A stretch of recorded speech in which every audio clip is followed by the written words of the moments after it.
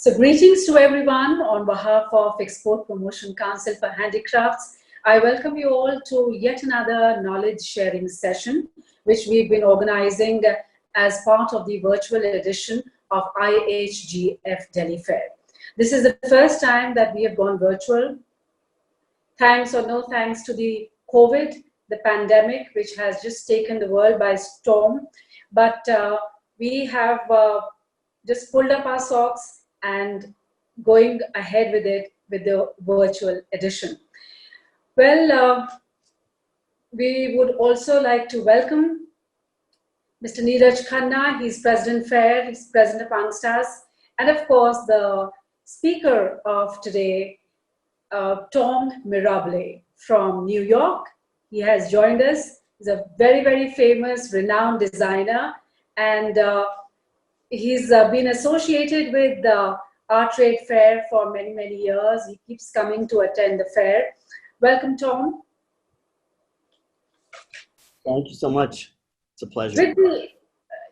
Good to have you, Tom. So with the changing economic and trade equations among countries brought about by the COVID, the world will see a paradigm shift in trade practices.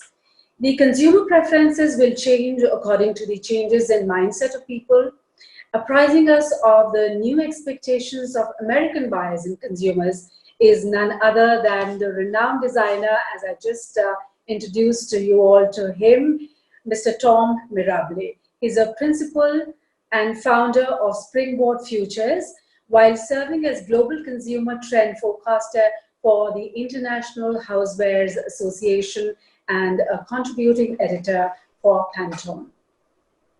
His emphasis on consumer-centric product development and generational relevance has guided the evolution and creative direction of some of the most well-respected brands and retailers in home and housewares industries, creating custom intelligence and insight reports for the companies like Walmart, Target, Amazon, Kroger, Walgreens, among others. For the last 2 decades, Tom has held senior trend forecasting, product development, and merchant positions with such corporations as Lifetime Brands, Macy's, and Bloomingdale's, and so on.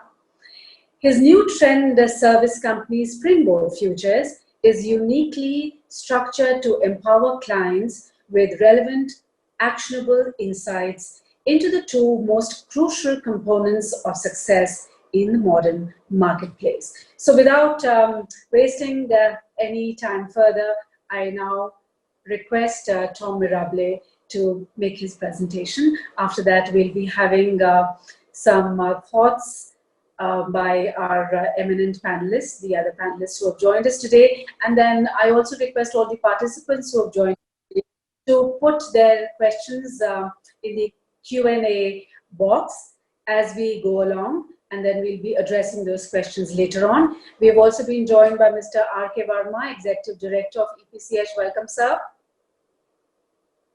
So over to Tom. Okay, so thank you all for joining me so late in the day. Although you tend to work later than Americans, so I guess for you it's quite normal. But I want to thank you for taking the time to spend some time with me. So let me say a couple of things in advance of starting the presentation. First, obviously, the marketplace is very challenged right now. We have a lot of markets that are just not presenting, a lot of people who are trying to create virtual markets, you know, and we work with a lot of retailers and a lot of manufacturers, and certainly now a lot of markets in the United States. So what I want to give you today is a presentation that, while it focuses on US consumers to a degree, it is also very, consumers are very multinational right now. You know, I mean, in terms of trends, in terms of the things that we expect from retailers, from companies, it's very homogenized. You know, we expect the same things from most people because the internet has made us all sort of one community of consumers in a way. That said, it's a time of unique opportunity for India. You know, we really see this because you can see the up and down relationships right now with, in terms of China trade. So as long as the Indian infrastructure can support it, I think there are a lot of American buyers and American companies who are considering expanded trade with India because there is, there are so many assets in terms of craftsmanship, which is very valuable right now. Also emerging technologies as well. So anyway, we thought that because of that, it's important to sort of have a good understanding, a solid understanding of who the American consumer is. And so I'm going to take you through that now, okay? Pardon me.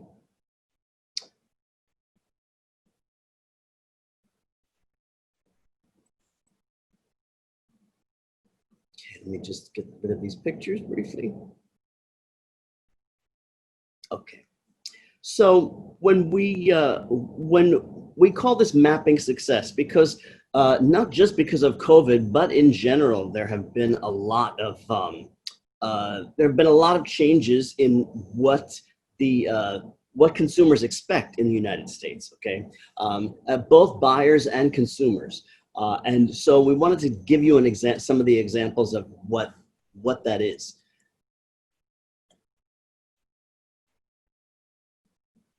So to give you an idea of what we're going to look at today, we're going to look at first consumer insights. We're going to look at the now, which is what you need to know about the four major consumer groups in terms of their age or their generation in life. The next normal, 2030 is not far away. So we're going to look ahead a few years to say, okay, this is where they are now. This is where they're going to be in a few years, because if you have a company that expects to survive till 2030, then you have to be looking at that now. And then just one question for you to take away and think about and say, maybe after the meeting, you take this away and you go back to your company and you say, how are we dealing with this question? Talking about the multi-generational home, because in India, multi-generational homes are quite common. In the United States, they're not so common, but they're becoming very popular very quickly. So about 20% of the US homes are multi-generational, meaning that there are, 3 different, maybe 4 different generations of people living in one house. And that means new opportunities. And finally, changes in what value means and what consumers expect and what they're looking for. So first, let's look at consumer insights. Let's look at who the American consumer is, and again, in many ways, the global consumer. What we do is we generally break them up into generations, okay? So the first generation is the newest generation. We call it Gen Z. They're about 12 to 24 years old. There are 91 million of them. They're the largest generation. Now, I know that, and we'll talk about this a little bit more later, that you may say, okay, 12 years old, what possible effect could they have on the market? They have a very large effect because they affect the money that their parents and their grandparents spend on products. So while we don't have any average household spending, we do know that, and we don't have any home ownership yet for most of this, we know that they are defined by social media. So if you don't have a social media presence, obviously, it's wise to get one at this point. When we say they're known for mobility, it means not just that they take their shopping, their everything on the road. It also means that inside the home, they don't look at the dining room is where you eat, the bedroom is where you sleep, the living room is, they look at rooms as being very versatile. So they do what they want, where they want, and they don't follow rules of the walls of inside a home. Every space is the space that they're in right now. So then we look at millennials. Millennials, very important, 72 million in the United States. They're 24 to 39 years old. They're 22% of the population. They're 31% of average household spending. And about 37% of them own a home right now. 63% rent a home. They're really defined by technology, obviously, and they're really known for urbanism, meaning that they are moving into the cities, or they have been moving into the cities. So they want, that makes space concerns important because they have smaller homes, smaller apartments than a lot of other generations, which means that they consider small space living important. It's important to understand when you look at home rentals, consumers who rent their homes rather than own their homes, they spend their money on decor and on other products very differently. because they're not investing in the home, making improvements because they don't own it.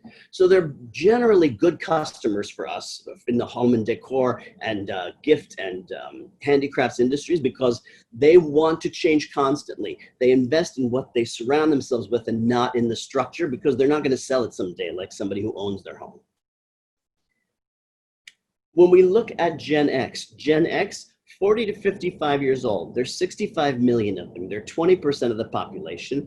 They represent about 25% of average household spending. 59% of them own their home, and 41% rent. They're defined by the recession. So in 2008, when we had our last recession, they were really defined by this. So they really look for bargains. They use coupons, they use promotions more than any other generation. They're very aware of price, and they're very aware of price and value and what that means. They're known for balance, which means this is the first generation that said, you know what? Americans, we put too much time into work and I want relationships with my family. So they focus on work-life balance and so that they can keep good relationships with their families. So products that bring the family together, that make the home more enjoyable for the whole family are important to this generation. Boomers, very, very important. 56 to 74 years old, 71 million of them, 22% of the population. They 36% of average household spending. So they have a lot of the spending in the United States. 72% of them own the home. But in this case, many of them actually don't have a big mortgage. A lot of them own most of their home. So they don't have a lot of debt. Only 28% of them. Also, finally, seniors, 75 and older. We're not going to spend a lot of time on these people because, to be honest with you, people over 75 in the US generally only spend about 3% of their disposable income on home products. They spend much more on toys and things like that for their grandchildren and things like that. So I wanted to put this in here. We put this in here for a lot of presentations, and you'll get this presentation afterwards, but it's important. This is full year 2019. What happens in 1 minute on the, and this is international, okay? So, but just look at what happens in 1 minute. 4.5 million videos viewed on YouTube. Facebook, 1 million logins. Google, 3.8 million searches. So it just gives you a sense of where time is being spent. So for example, if you're looking to show people what your product looks like and you're really focused on the looks of a product and the style of a product, Instagram is a great place. Just over 250,000 scrolls in 1 minute. So it's just important to understand where traffic is so you can decide if you have a budget or if you want to get out there and be seen, this is where you want to focus. So let's look at the generations, just 1 or 2 pages per generation to tell you what are the most important things you need to know about them. So when we look at Gen Z, they are the most racially diverse. I'm sure many of you have heard about the things that are going on in the US right now. A lot of race discrimination is being addressed, being conquered, and this generation is going to move that forward. So don't expect it to go backwards.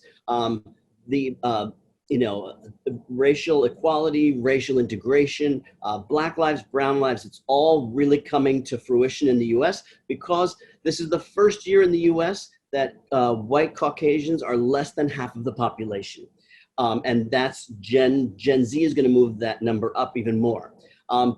They are focused on access to products, not on ownership. So unlike boomers and Gen Xers, they don't want to own a whole lot of things.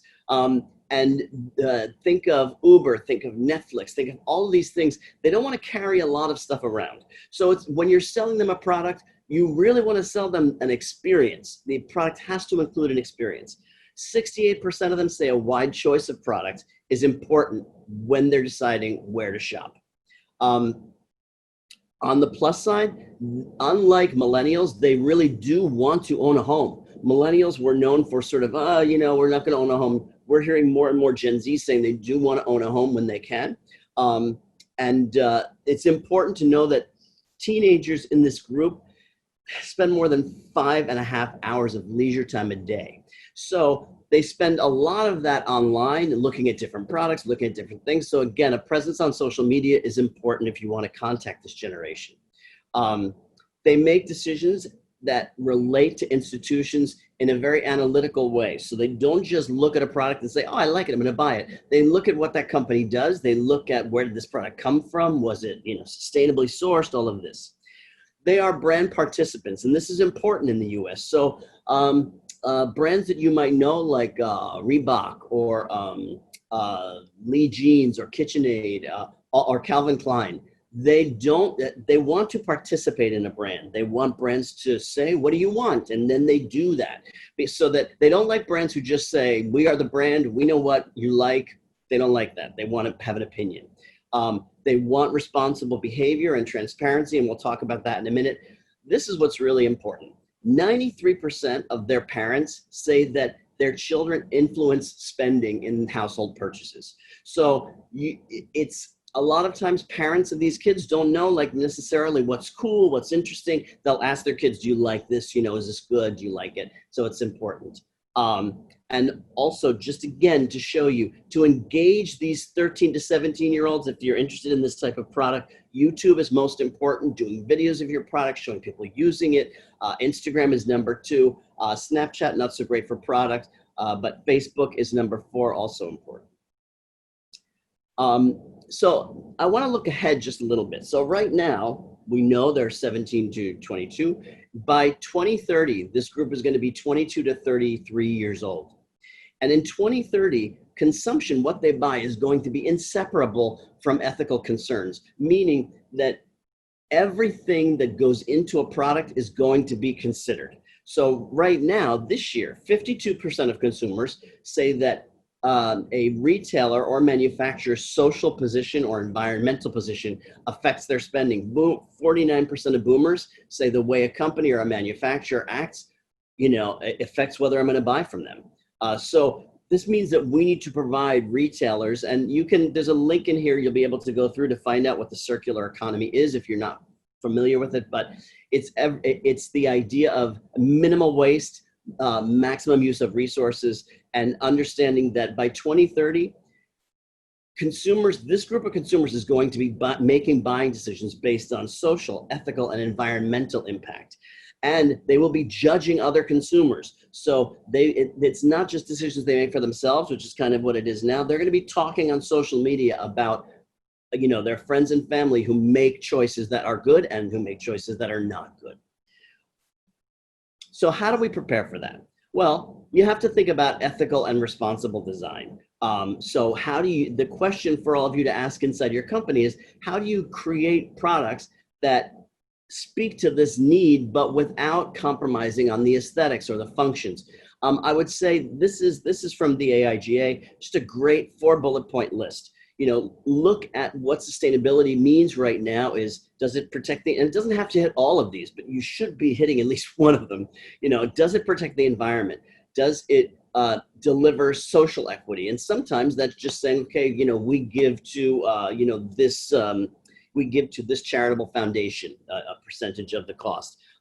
Economic health, of course, and cultural vitality. And this is important because since handicrafts in India are so vibrant, so beautiful, it's considered supporting cultural vitality to buy handicrafts from their origin countries. So the story that goes into them is very important and very supportive, and we know we all need help now. So helping to support small businesses and cottage industries is very important.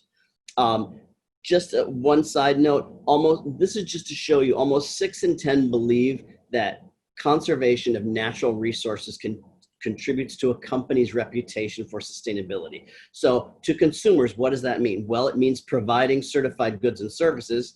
52% say it means creating jobs. 51% say it means supporting environmental and social causes, and 47% say it means supporting the community. And the community could be a community of artisans in India. It's just supporting someone. They want to attach product to people. So how do we do that? Let's look at millennials, very big generation. What you need to know, over 40% of millennials are parents right now. So we talk about millennials and we've been talking about them for years and we tend to think, oh, they're teenagers. They're not teenagers anymore. They have real jobs, they're making real money. They are more likely to stay loyal to a retailer because of rewards programs, but the average millennial is $42,000 in debt versus $38,000 for the average American. This is important because most people say, oh, well, it's because they spent a lot of money on college. It's not. Only 16% of that debt is educational debt. The reason there's so much in debt is because they love experiences. They love stories. They love changing fashion. So they believe that this defines them. And so they have been since college sort of putting more and more money into little things that make their everyday exciting or fun or, 75% of them, though, worry about their finances often, and 39% say that they are constantly stressed about their finances. So again, you're looking for bargains to a degree. They're price point sensitive. This just says, the average homeowner, about 32 years old, 58% of them are married, but 60% have no children, which is great because they're spending more money on themselves. This generation is having children later, and they're getting married later. Used to be just only 20 years ago. In 20 years, the average age of marriage has gone up almost 2.5 years. That's a lot. So men marry at about 29 and a half here, and women marry at about 28. So 57% of them were married. And even though millennials redefine mobility, they want to stay in their homes longer than any other generation. So most of them say that they're going to buy a home and stay there for 10 years. 63% of them say that they regret purchasing their current home. And a lot of that's about debt. So again, just important for the value equation. So let's look ahead to 2030. Millennials are definitely not going to be kids. They're going to be 33 to 53 years old. And what's going to be important to realize is that they are going to be the largest group of consumers at that point. They're going to be in the US, people earn the most money between 45 and 55 years old. So millennials are going to hit the sweet spot in 2030. That means, and one of the things that we had been predicting is that by 2030, over 40% of the workforce will be working from home in America. That is now in hyperdrive. Right now, about 60% of Americans said that they would prefer to work from home or remotely, even if COVID-19 was not an issue anymore. They want to work from home. And that creates a lot of great new product opportunities, which we'll talk about. In 2020, 42% of them have children, but by 2030, over 80% of them are going to have kids. So that means when you think about this generation, think about them having young kids, which means not just children's products, but being much more sensitive about space. So when we look at preparing for that, ask yourself, understanding that they're going to be working at home, what does design have to do? How do you change your products to take up less space, to convert from something? The big issue here right now is that 1 minute you're working on the dining room table, and the next minute you have to be serving dinner on it. So how do you make things that get smaller, that convert from a desk to a table? I love this piece on the left, this sideboard that just turns into a dining room table for two. Very space conscious. Gen X, when we talk about them, we have to understand that right now they're in their prime earning years. So they're a great customer in the US. They produce 31% of disposable income, but they're only 25% of the population. And they're the most likely to respond to ads and offers about their purchases. They shop a lot online, but mainly because of discounts. And it's, again, important to understand that this generation, a lot of them are financially supporting both a parent and a child, which means, same thing, they're concerned about money.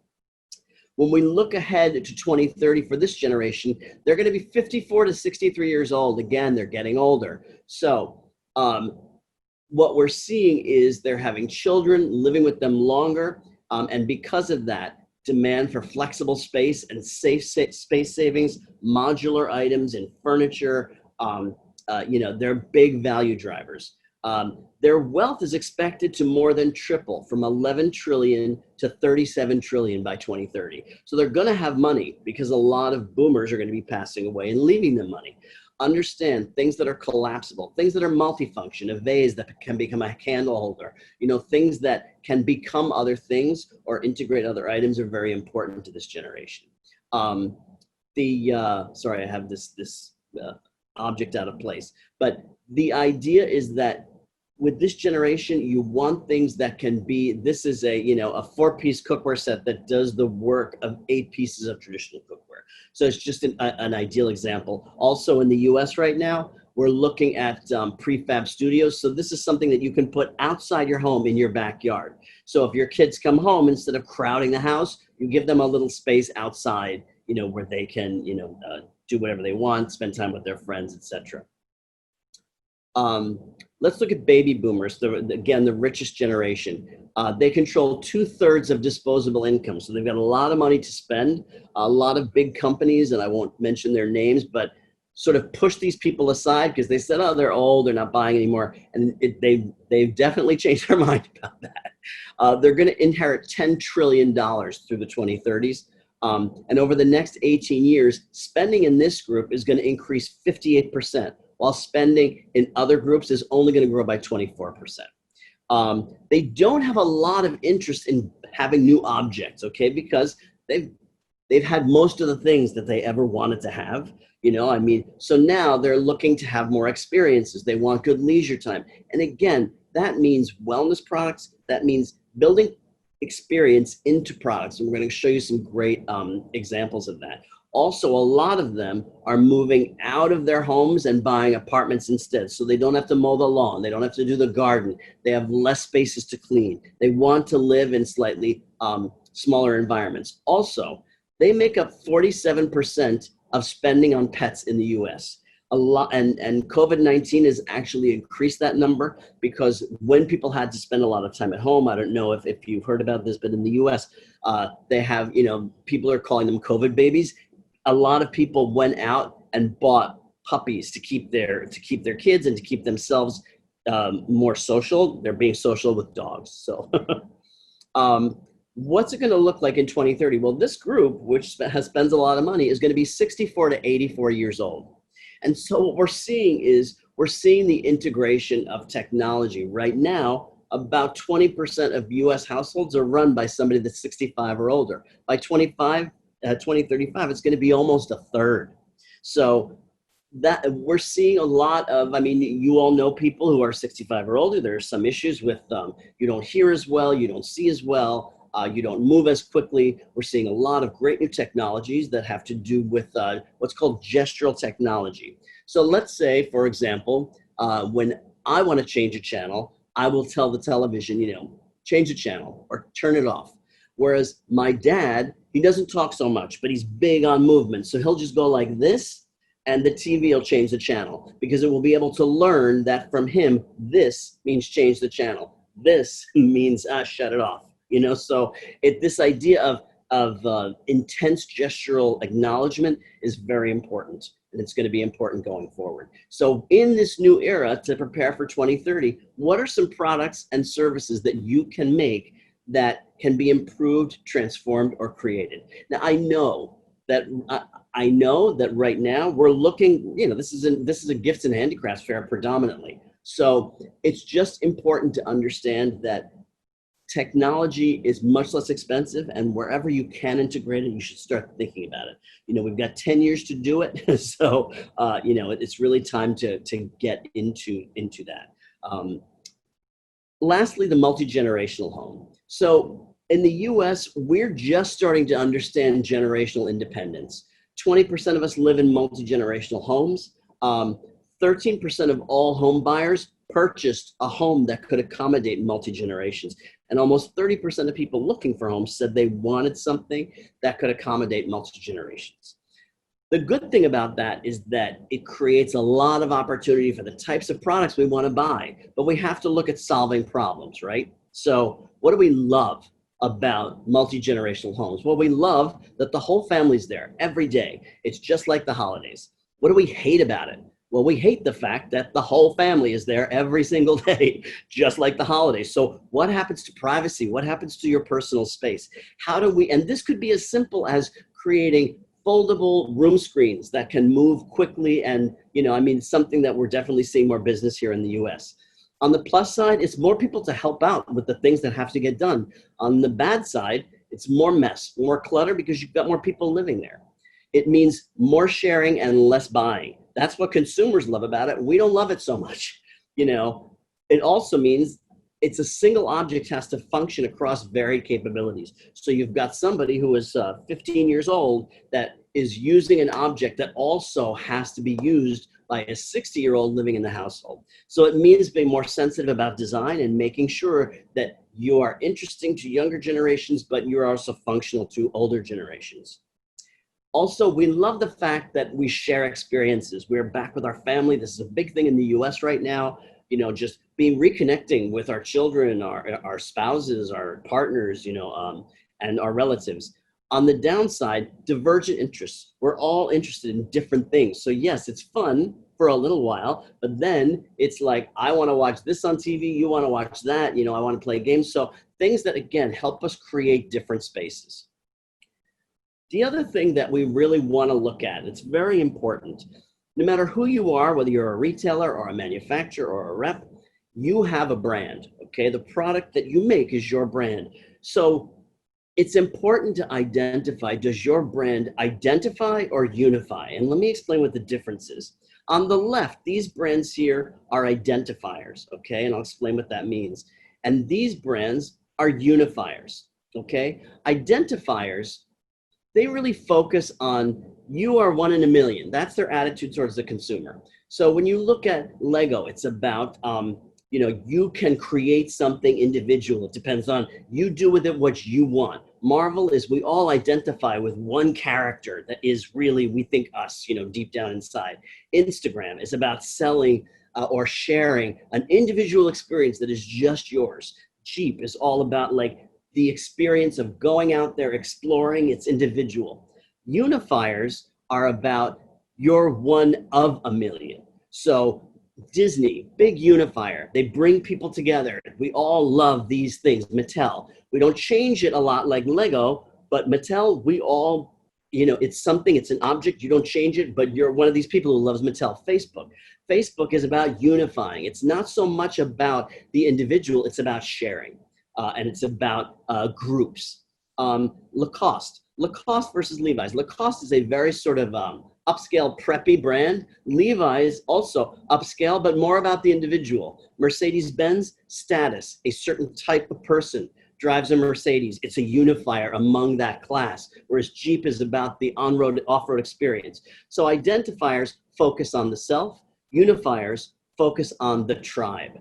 Identifiers focus on discovering and developing new skills and that type of product, whereas unifiers are about shared interests and perspectives. Identifiers acquire new knowledge, sharing new knowledge and then doing what you will with it. Whereas when we look at unifiers are really about building social connections.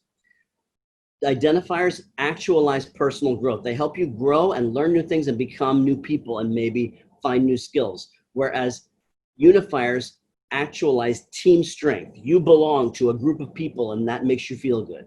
Identifiers are about experiences are personal, experiences are unique, even though you're using the same product, whereas unifiers are about experience are collective, they're shared. You're all experiencing pretty much the same thing, even though your family makes it different.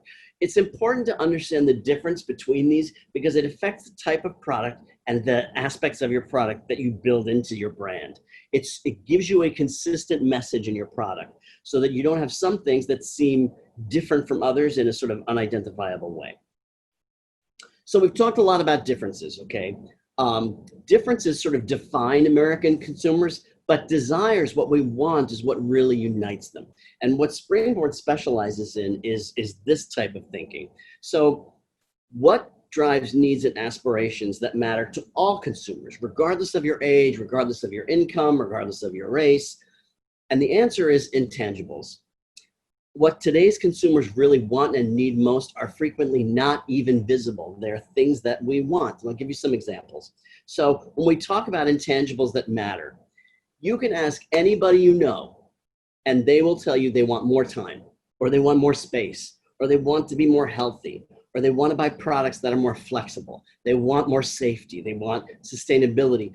So it's these things that reach across products and reach across retailers and matter to everybody. If you start thinking from this perspective, then you wind up with a better product overall and a better brand. I'm going to give you some examples of some people who are really doing a great job of designing into this. Now, some of these are not handicrafts, they're not gift products, but it just means that the opportunity exists in our industry to address them. So, for example, when we talk about time, these are people who are saving you time. This iRobot is the company who makes Roomba, the vacuum that vacuums while you're out of the house. Now they've got something that cleans your windows from the outside. The idea of something that stirs the pan with a timer while you're not, so you don't have to stand there and do it. Or even this idea of Instant Pot and, these Star Wars Instant Pots. But again, they save you time. You can make a dinner for 6 people in 20 minutes. So whereas usually here it takes about an hour and 15 minutes. Not having to change the thermostat all the time. When we look at designing space, how do you deliver space to a consumer? Okay, so this is, a princess castle. It's all in one. It collapses to about maybe 12 inches by 12 inches, okay? And it collapses. It comes with the lights already in it. It comes with pennants and starlights and all of this, all in the package. You push a couple of things, you pop it up, and it's done. And when you need to move it, it's gone. This is a kitchen in a box, and all of these have links that you can go and see them, but different products that save you space.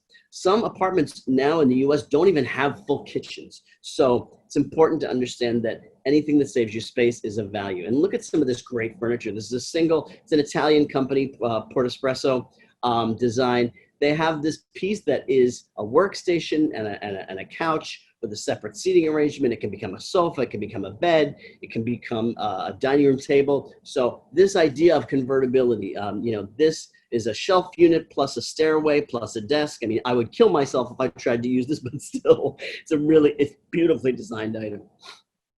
Health and wellness, really, really important. I think when we talk about health and wellness, a lot of times we think, it's mechanical, and yes, it's technology, and yes, that's certainly a part of it. But understand that right now, even right now in the US, and I'm sure it's very much the same in India, when we ask consumers, what are their top concerns? Overall public health, 60% of consumers. Health of my relatives in vulnerable populations. Safety of my family, taking care of my family, my personal health. These are among so you're looking at 5 of the top 7 concerns are about health and wellness. So what does that mean for product? Well, I mean, Zed Black, great example. Health and wellness is not just about taking medicine. It's about very much right now about emotional health, about things that help you relax. So yes, you can grow your own herbs and it's more safe than maybe buying them in a store. But I mean, look at Kama, Ayurveda. You can, Americans buy it like crazy at the airport because we can't really get it here very easily. But, it's puzzle therapy, and just the fact that there's a lot of studies now about how jigsaw puzzles help people sort of concentrate and feel like they can accomplish something. So mental health is not just about technology. It's about, more traditional medicines and habits like Ayurveda. It's about meditation. It's about enabling those behaviors. Flexibility. When we look at flexibility is about modularity. So in many cases, or multifunction. So here, this is just an example of, a deck furniture, outdoor furniture. But this could be anything. This could be indoor furniture. This could be a candle garden. This could be a shelf unit. The idea of being able to change things and being flexible about what something is or what its function is. So this table is a bedside table, but it's also a charger for your phone. It's a speaker. It's got a USB port here, speaker underneath. You can actually sit on it, and it's got a storage space. Shower heads, 25 different spray settings, chromotherapy. So, to give you energy, you set it to that and it shines orange light. If you want to relax, then you put on the blue light. Of course, the room has to be dark and I would probably drown, but it's important to understand this idea of delivering health in everyday objects, very important. When we look at safety, now this is somewhat more mechanical, but I mean, there's, there are definitely opportunities here. So, this which tests negative ingredients, this which detects freshness in foods, or a portable smoke detector. So if you go to a hotel, if there's a fire, you don't have to worry about whether they have batteries in their smoke detectors or not. Home security, things like that. Sustainability and responsibility. So all of these things, a speaker that's made with waste plastics, a reusable swab, which is frankly disgusting, but some people can buy it. This idea of portable flatware. This is going to be very important because now what we're seeing here in the States, now that restaurants are opening again, people don't want to use the flatware that the restaurant has. They want to bring their own, and then they want something to take it back with them. So, same thing with straws. We don't want to touch the glasses that we may want to ask them to serve out of the bottle because we don't know who's touched that bottle that they're giving us. We don't know who's touched the glass or how the glass was cleaned, things like that. So COVID-19 has given new opportunities for a lot of these things. Different health and wellness things, and there's different stories about all of these. The dinnerware, a great story. These people, in the UK, they go out and they buy used dinnerware from charities. They have homeless or they have jobless individuals reglaze it and with an eco-friendly glaze. Then they have unemployed people and prisoners in the prisons pack it up, and then they ship it from there. So a lot of different ways. Convenience, also very important. I mean, my personal favorite is this item, which is a coffee table. It has a charger, it has a deck charger, it has USB ports, it has speakers, it has a refrigerator, it of course has storage, and it has a computer screen embedded in the top. So basically you never have to get off of the sofa. My favorite. But, this idea, now that we're working from home, this idea of a portable workstation, something that you can, at the end of the day, you close it up and your office is done and it's closed. This prep deck, which is an item that, has all that you need to make stuff inside, you close it up and you put it in the fridge. And so you don't make a mess on your counters. It's all sort of in there. I want to just take a second to tell you some place to look that's turned into a really great place to find ideas for products. And if you're a licensor, to find ideas for products you can buy. So when we look at crowdfunding, places like Kickstarter, a lot of these products, this product was on Kickstarter, this product was on Kickstarter. They were all products that were seen there and then were bought up by big companies because the people who invented them, they had one item, they didn't really want to get into the business, so they were looking for somebody to buy it for a reasonable price and just take manufacturing off their hands, and maybe you give them a percentage or you pay a flat fee. But all of these sites are great places to look for new ideas.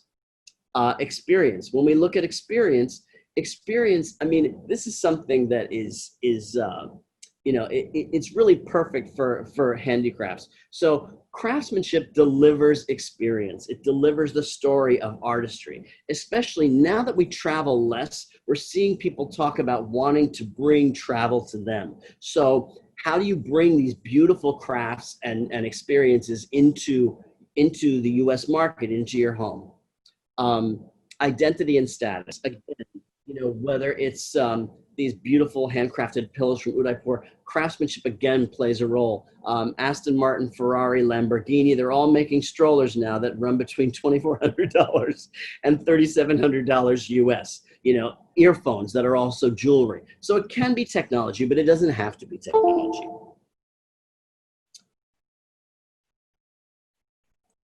And so just a reminder what those things are. Last slide. So when you think about how consumer demand has changed, just remember that it used to be that we would look at demographics, we would look at age, at incomes, and that's all we would look at. But now we really look at psychographics. We look at how people think, the life they want to live, what they're interested in, what they're passionate about. It used to be just about caring about me and caring about my family. But now it's about caring about me, my family, and society and the environment. So we have a responsibility to look outward. It used to be about just delivering a product, but now it's about delivering an experience. and a shareable experience. And when we say shareable, we mean shareable inside our home with our family, but we also mean shareable on social media, something we can take a picture of, we can show ourselves using it, we can share it, via Instagram or via, Facebook or however we want to do it. It used to be about the life that the consumer lives, and now it's about the person they want to be. People want to, we used to grow up and we said, you'd have kids and they'd say, okay, I want to be a doctor when I grow up, or I want to be an executive. Now we realize that we can become different people throughout our lives. And the expectation is that you will keep evolving, you will keep changing. So products that tell me, you know what, I can meditate, or I can create, or I can appreciate art or craftsmanship. These are things that help people evolve, and they want them. And finally, we used to be in an era of consumption, an industrial era. Now we are in a digital era, and it's about consumerism, which means that we have to think about the end consumer and what they want for their lives, and not just delivering an object, but delivering an experience and all of these other things. So it's a lot to think about, but that's kind of where we are. I'm going to just stop sharing for a minute here. Thank you, Tom, for that meticulous presentation. You've given us food for thought, and I think our participants are really going to wag their brains this evening and start thinking and start mapping out for 2030. Prepping for 2030, keeping in mind the needs and preferences and expectations of Gen Z, millennials, Gen X, boomers and seniors. It was, so very well put by you. And then, before designing the products, designing the intangibles, keeping in mind whether your brand is identifying or, unifying. Oh my God. Meticulous, perspicuous presentation. We have with us R.K. Malhotra ji. He is Vice Chairman, EPCH. He joined us while you were giving your presentation. And R.K. Verma ji is here, Neeraj Khanna ji is here. I would request one of them if they want to share their thoughts about the presentation, and then we could take up the question answers. Neeraj ji, you want to say something? आप unmute करें. Neeraj ji, you want to say something? Yeah. Thank you, Tom. It was a wonderful session.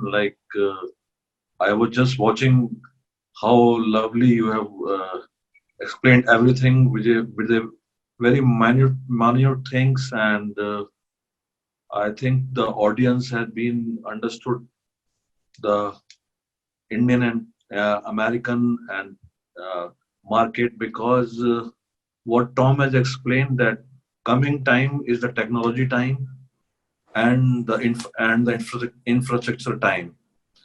So we have to be multifunctional. What I have learned from his words, that is the most important.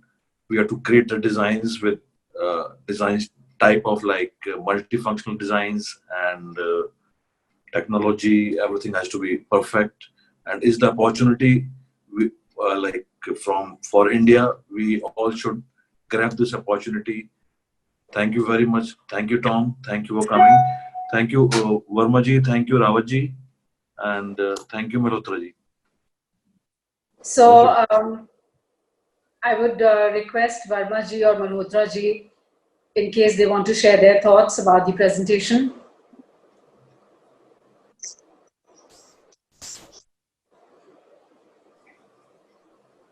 Okay. So first of all, thank you, Mr. Tom.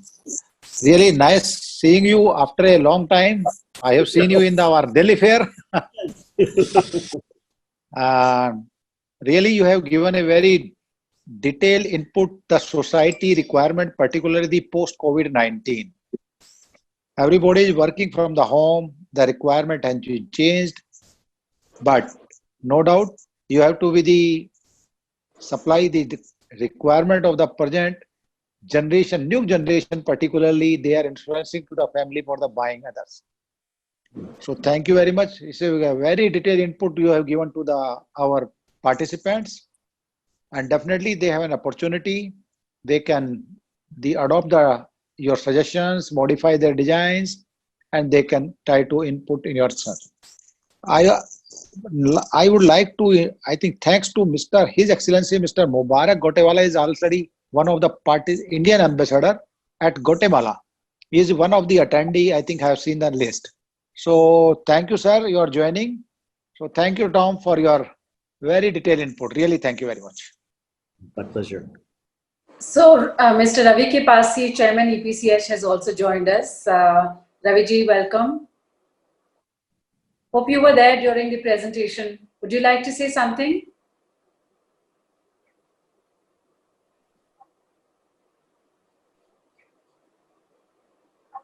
Or if Mr. Malhotra wants to say something.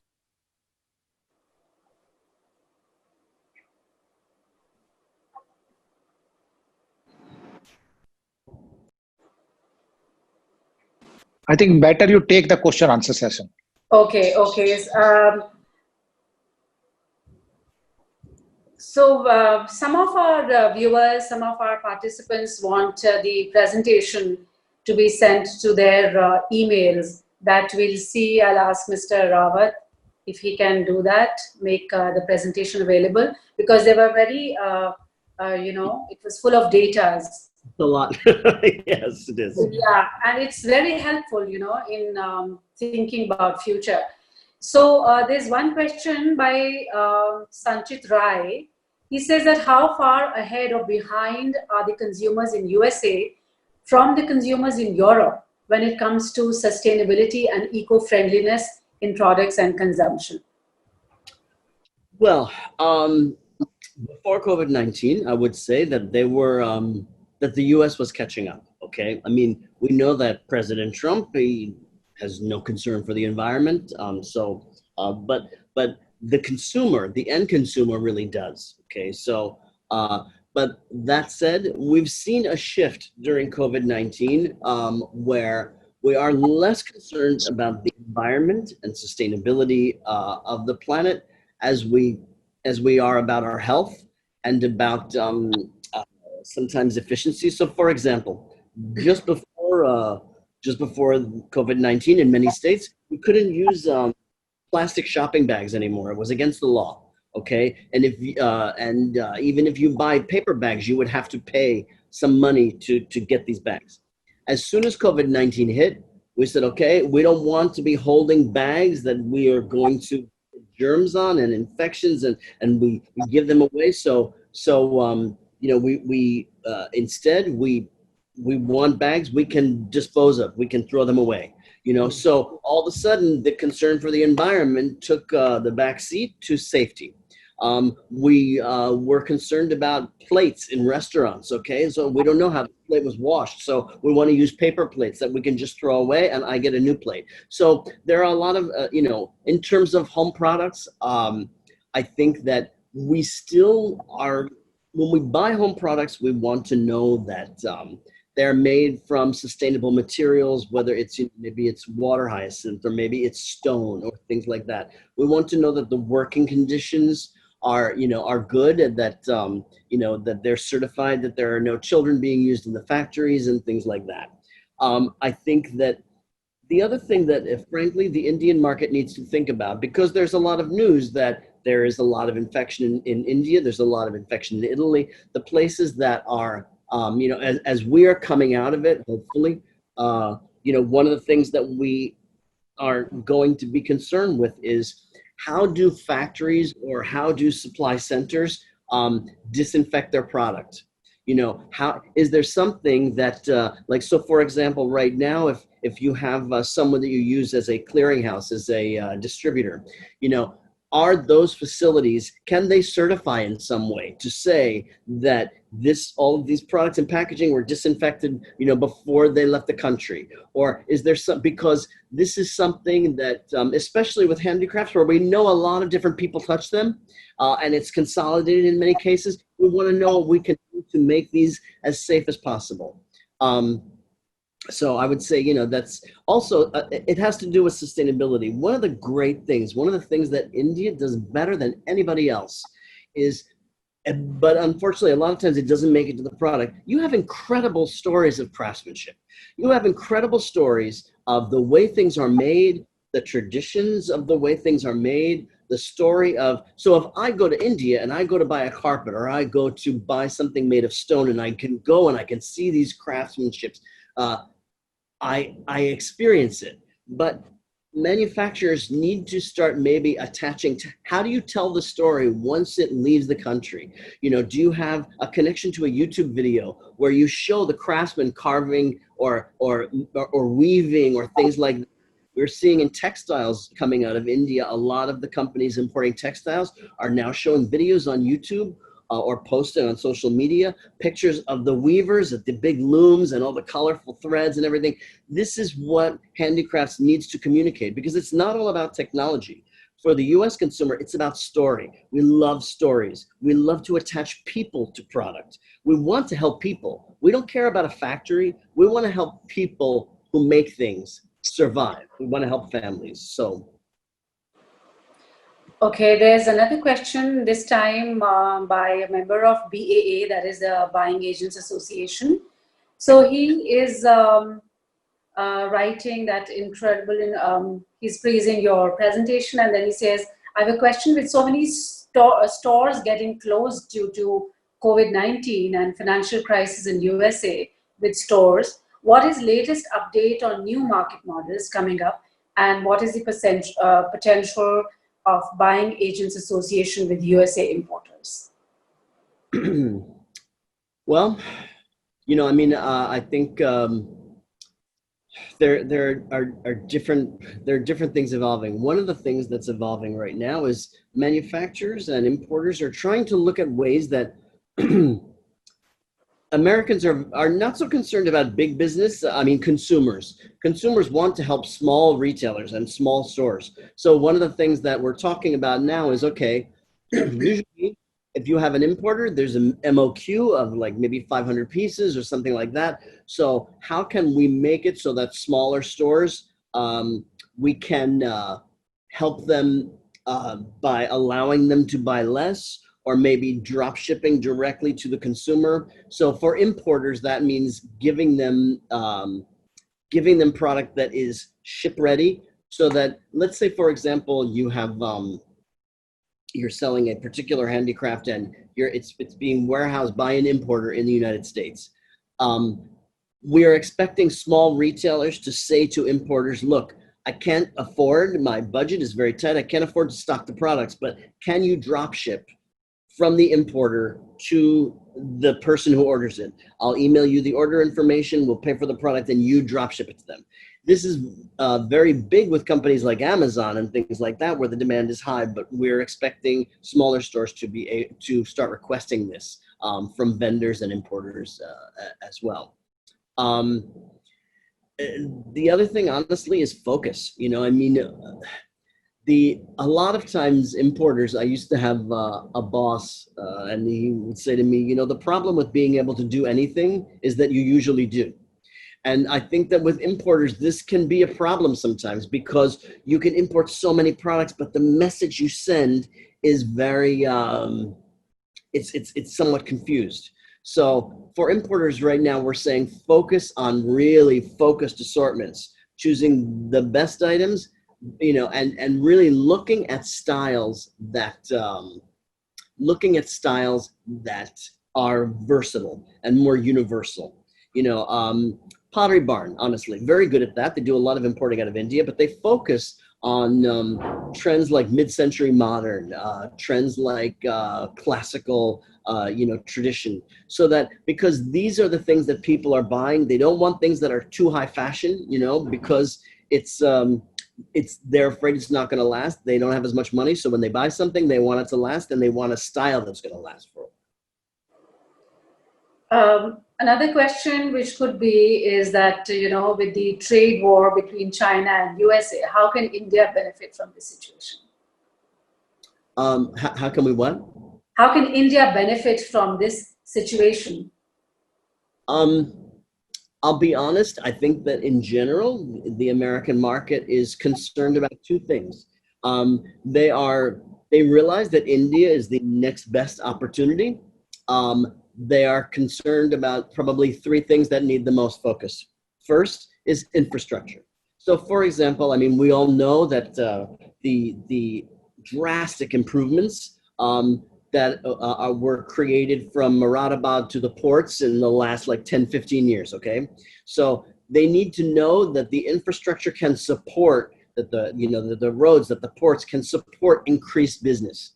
They also need to know that the factories are becoming increasingly reliable with ship dates and getting things on the water on time, because this has been, especially with handicrafts where you're dealing with consolidation of some cottage industries sometimes, that there have been longer lead times and some irregularities. It's the nature of the business, but we need to correct that as much as we can. And finally, just making sure that you have certification that factory workers meet all of the standards, especially if you want to do business with the bigger companies, that you have to take responsibility to make sure that working conditions are as good as they can be.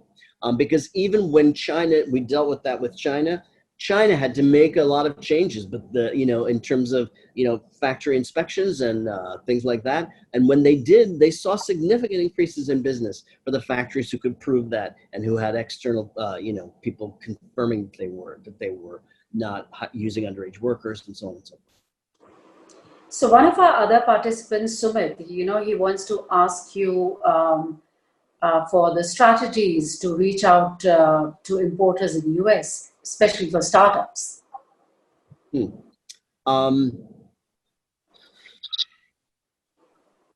I would say that right now, you just have to find who the US importers are that you want to do business with. So, and reach out to them directly and show them a succinct, focused assortment of the types of quality that you're dealing with. Because I think right now, one of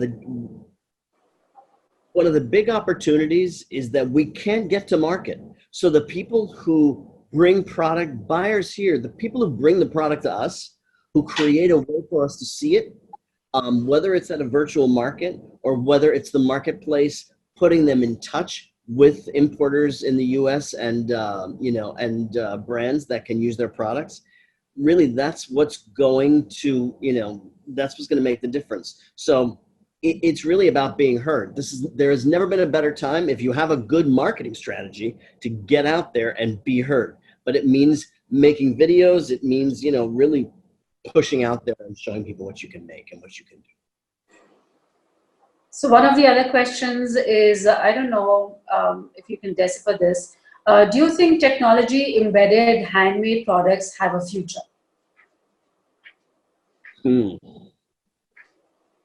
I think it does, but I don't think that is the first opportunity for this particular marketplace. I think going towards 2030, but right now, big retailers and big importers, they're looking for suppliers who we say, what's in your power alley, what's in your wheelhouse, what is your core capability. So it's like, if you don't use technology right now, then it's a bad time to get into it, because American buyers, American retailers are going to go to somebody who has a reputation for this. And that's now low-hanging fruit for technologies, LEDs, things like that, that's fine. But when you're talking electronic technologies that are more intense, you can integrate externally purchased technologies, but generally speaking, those products are still going to stay predominantly with China or Indian manufacturers who already make it.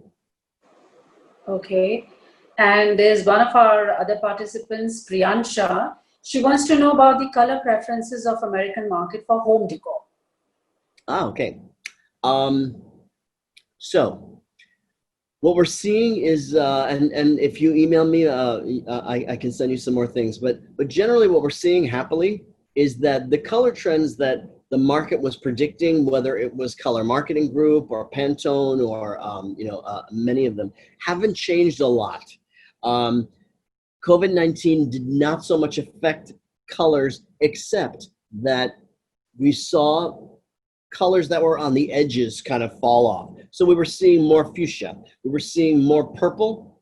That kind of fell off at the end. We were seeing more black, and black kind of fell off because it's a sad color, you know. And so generally, but blues still very important. Greens still very important. We are seeing greens move more towards cooler greens like aquas, teals, less yellow or warmer greens, and generally think mineralized colors. So think mineralized, a little bit ashier colors, not brights, because mineralized colors are more versatile. They go into decor that you already have in your home. They not so much with primaries. Don't go with primaries. Reds are still great. Blues are still really important. And when it comes to grays are definitely trending warmer. They were going cooler for a while, so more towards blue. Now we're seeing more like a elephant and colors like that. So think about color versatility. When you look at a color, say, is this a color I'm going to want to live with? I'm still going to like in 4 years, because that's where the American market is right now. When we buy, we want a color that's versatile. So when you say that in future in America there will be multi-generational homes, they're not there right now, but how do you say that they're going to be there in future? Well, 20% of them are there right now, but we know that this is going to be, it's going to escalate over the course of the next 10 years even more, because a lot of jobs were lost, because a lot of people who are in college now, it's going to be just like what happened with millennials. When they finish school, they're not going to be able to have a high-paying job and have a home of their own. They're going to move back in with their parents, probably for an average, I'm guesstimating, because with millennials, it was about 5-6 years. Probably going to have the same with Gen Z. So, and also, our older people are more healthy now. So it used to be in the States when my parents turned 70, okay, we would put them in like an assisted living place. So with other old people, where they would have somebody watching them all the time, okay? But now people are getting so much healthier that we keep them in the home. And so they're part of our family. They still participate, they still talk, they play games, they participate. So they need a little bit more help, but they don't need 24-hour care like they used to. So that's why we know this is coming very quickly. You know, we're gonna have older people and we're gonna have younger people moving into the same house. So it's not far off, and it's already 20% of American homes. Rawatji, do you have anything to say?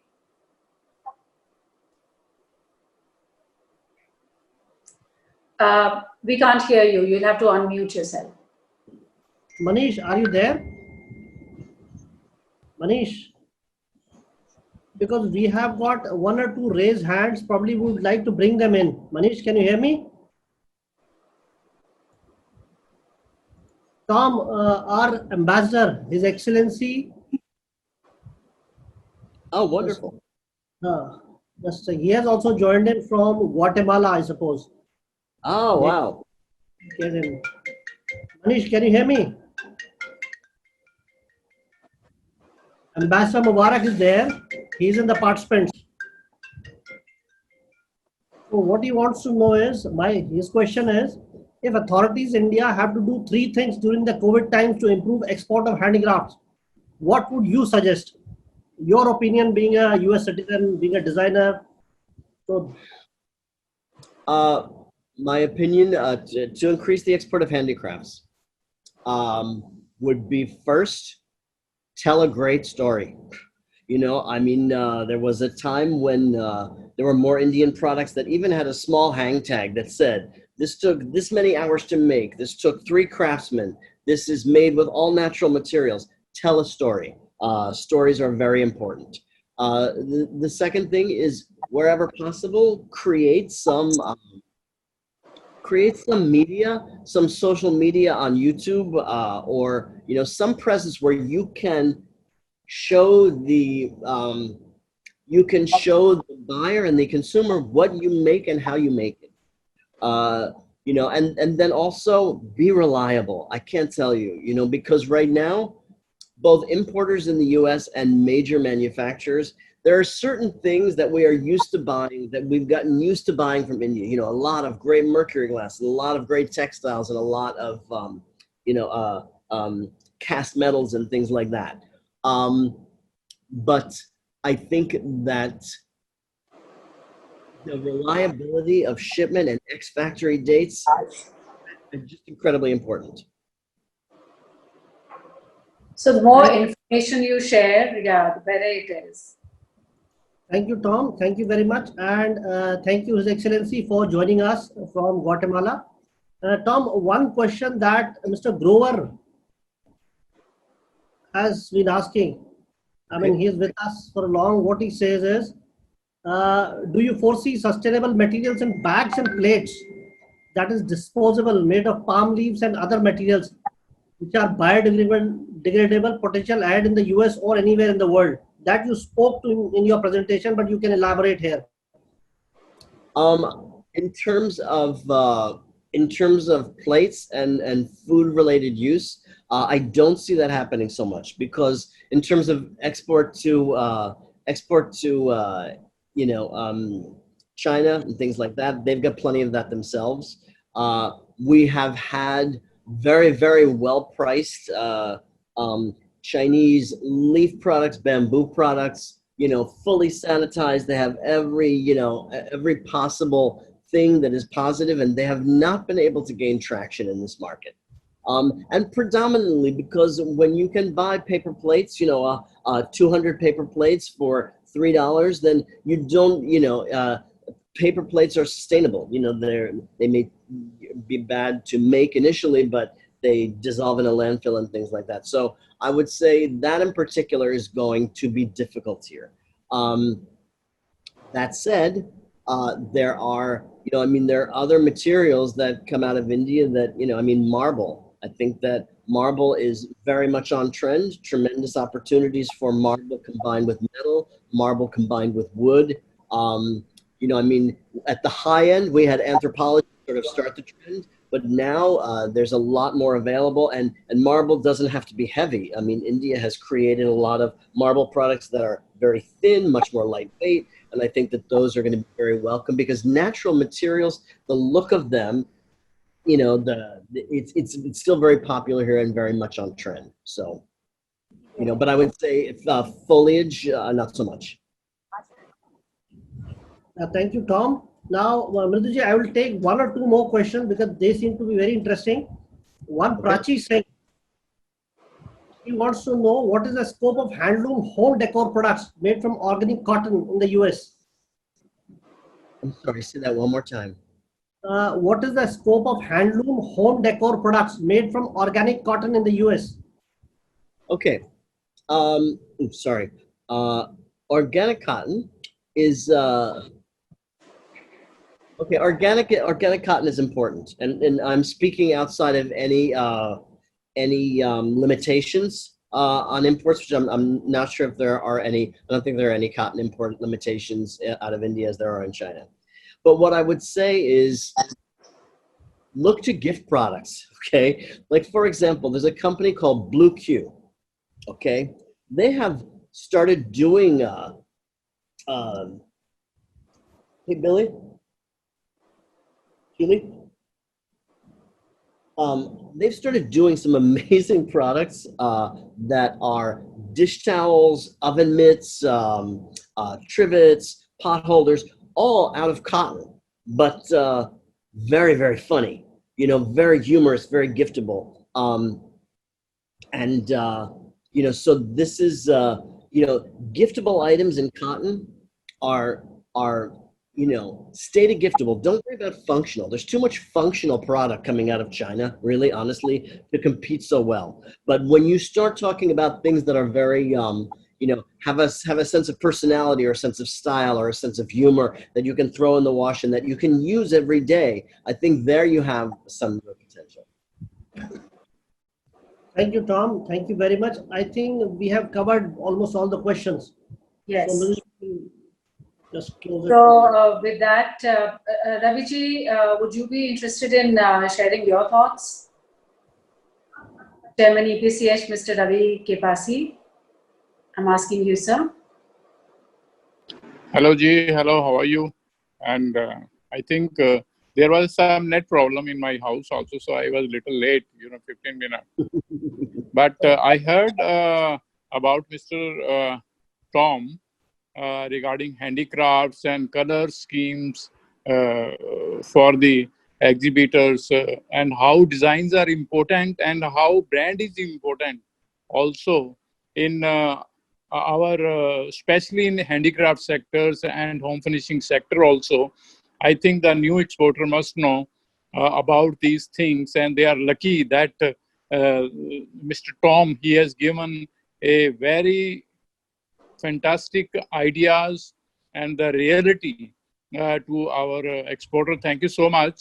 And regarding the infrastructure, yes, we know that is very important. If you want to export your goods from Muradabad to Mumbai or Chennai, then I think nowadays also it takes a time to reach to Mumbai also. If that is very important, the government should do more for infrastructure so that we can export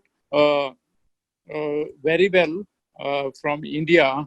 And rest after COVID, I think there would be a lot of changes for export also, for products also, because still we don't know how long it go, or maybe it is going to be a part of our life in future also. So everybody is scared about this. Some people do a business, some people are still worried about, and the labor is not coming from their villages. And I can understand, and also I think Mr. Tom, you also understand everywhere. So I think we hope for the best. That's why we have started this virtual fair platform for our exporters, so that they are busy and they should know what is going on, what we can do for future. I know physical is also good, but in future, but we learned virtual and physical, both are important. Because of some importer, if they have a small budget, they cannot fly to India. They cannot spend that much of money by air or living in a hotels and all that. I think for them, we are going to start both virtual and physical. And with this, but my best wishes are also with you and for my exporters also. Yes, thank you so much. Thank you so much. Thank you so much. So I would just make one suggestion. Yes. First, I would reach out to a woman who is, her name is Dorothy Belshaw, and I'll be happy to send you her information. But it's very important right now for markets to stick together, to talk to each other, and to find out what's working, what's not working. Dorothy Belshaw is the head of marketing for IMC, International Market Center. So she does Las Vegas. She does Las Vegas and also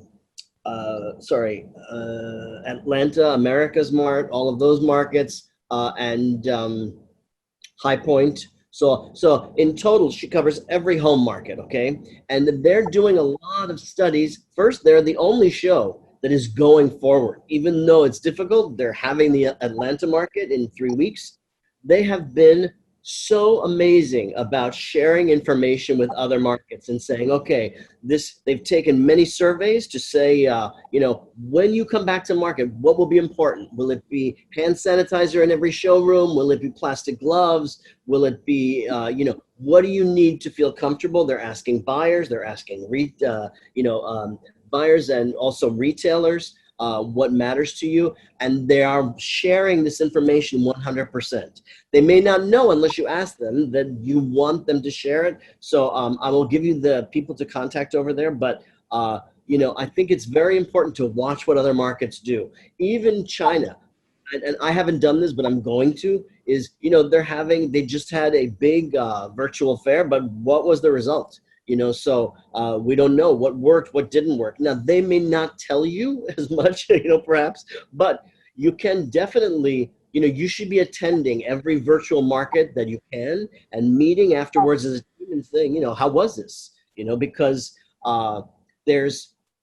because if this goes on forever, you know, we'll say here in the US, the first market after this is going to be horrible, okay? Because there's only going to be like, you know, there's only going to be a certain number of people who go and just to see, okay, you know, am I going to get sick? You know, they watch other people first, and then if it comes out okay, then they'll go next. But I think it's just very important to watch what other markets are doing. And in the case of IMC, amazing organization. They will definitely help you and tell you what's working, what's not, and what consumers want. Yes, thank you so much. And well, the markets have become more dynamic than you know, before, and because of the changing mindsets, and because of COVID, because of the changing generations, their thought process. So the sooner one starts planning for, you know, future, the faster one will deliver and cater to, you know, spend money on something that's not working for somebody else. So the good thing right now is to stay safe and say, okay, well, let's see, is Atlanta investing in videos in each showroom? You know, or do they invest in it and it doesn't work? So why should you spend money if it doesn't work? You know, let's find out from each other what works and what doesn't work. And Mr. Tom, if you see my head also, for the last 3.5 months, I was looking for a barber. You know, barber to cut my hair, and nobody, because of they are closed, and nobody is going to their shops when the government said, okay, you can go to the barber shop. So I called 10 barber people. I said, can you come to my house? Can you come to my house? Come to my house. They said, okay. One barber came and he said, I'm going to use this towel there. I said, no, don't use. Take it my towel, right, and sanitize all your accessories, yes. and you just clear my head with zero.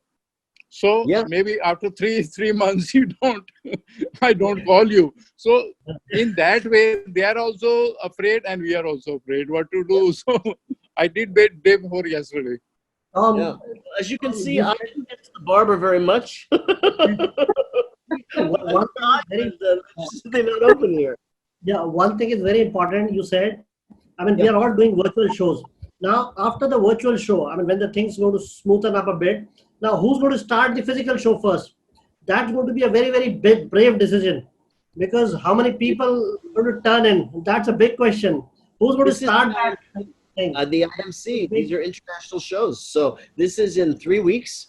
America's Mart in Atlanta is going to be, you know, they're going to start it.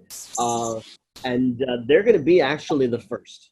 So we keep thinking any day they're going to cancel because it's still bad, especially in Atlanta. But Las Vegas and Atlanta are the first 2 international shows that are happening in the U.S. So we're going to watch, and Dorothy runs those shows. So, you know, good people to say, what happened? You know, what are your rules? They have new outlines that say, okay, they interviewed buyers and retailers, and what they did was they created an outline for showrooms and said, okay, this is what the survey says. People want to be 6 feet apart. So you make your aisles 6 feet. Or, you know, they said every showroom has to have hand sanitizer right inside the door. So you have that. So, but they asked people and they got answers. So now we see if it works. So in 3 or 4 weeks, we should know a lot more. See, everybody's watching then. Yeah, I'm watching. Yeah, Mridu. Thank you so much. Sorry, Tom, you had to wake up very early because of us. No, it's okay. It's I'm sorry I look like this. You know? It was wonderful having you. So, ladies and gentlemen, all the participants, all the viewers, that was Tom Mirabile, the very renowned designer and trend forecaster. Thank you all for joining in. On behalf of Export Promotion Council for Handicrafts, we would now like to conclude this webinar. Thank you so much. Thank you. Thank you.